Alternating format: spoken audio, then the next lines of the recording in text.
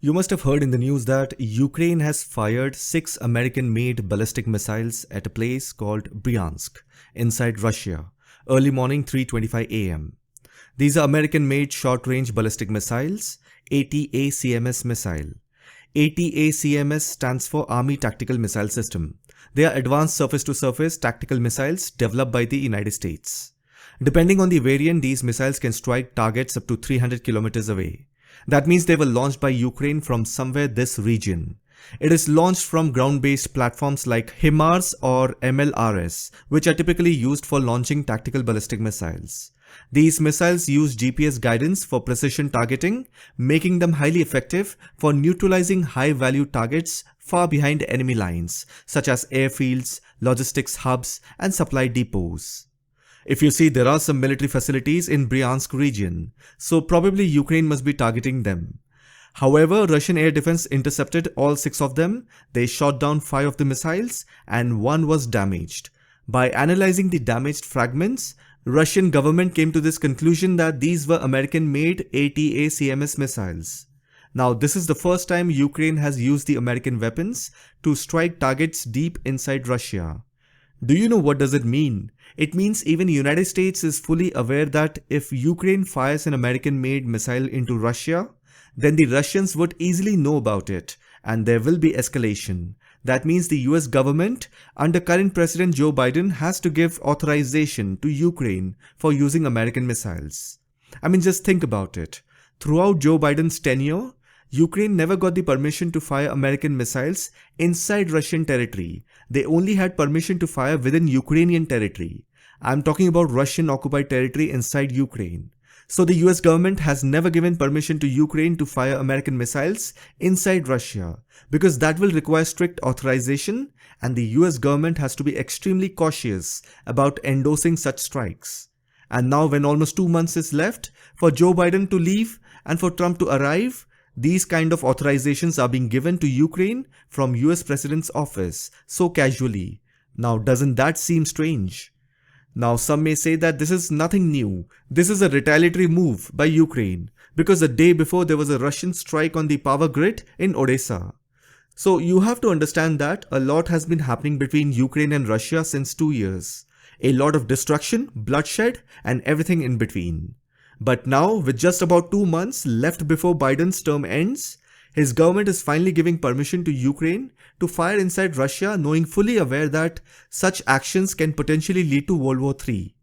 So this is where you have to understand that after terribly losing to Republicans in the election, Democrats and the left-leaning communist cabal is extremely pissed with Donald Trump's victory. But now that Trump has won, no one can stop that. But then before his official arrival, things can be made difficult for him, right?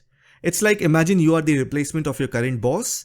Now before he officially leaves, he can vent out his aggression by ruining things to a certain extent that when you arrive, you will have to deal with a bigger problem. If I can't have it, nobody can. It is that kind of mentality. That's exactly what the present Democrat government and the left-leaning deep state is trying to do for Donald Trump. They know they can't stop him from entering the White House on 28 Jan. What they can do is make his work even harder than what it is. All this while, you would have noticed that the Democratic Party, NATO, European Council, Ukrainian government, all were doing things in a sync since the beginning of the Russia-Ukraine conflict. But now when Donald Trump has been elected as the 47th President of the United States, it has sent a ripple effect to the entire political landscape, be it NATO, European Council, and Ukrainian government. That is why before Trump officially gets into the White House, the entire cabal has been quick in giving strike order. Now, as it is, Zelensky is always in a rush. From day one, his behavior is like, tell me what to do fast. I'll do it without thinking left, right, top, down. So this is my analysis regarding why Ukraine fired 6 American missiles with Biden's permission. You also need to look at Russian government's response. Putin has simply reported the incident to the world. So and so thing has happened, American missiles, blah blah blah, Western countries are trying to get involved. If they keep doing this, we will take actions accordingly. That's it. Calm, sober reply, nothing more. If Russia wants, they can escalate this situation however and whenever they want it. But Putin is not doing it. He is simply reporting it and cautioning Washington.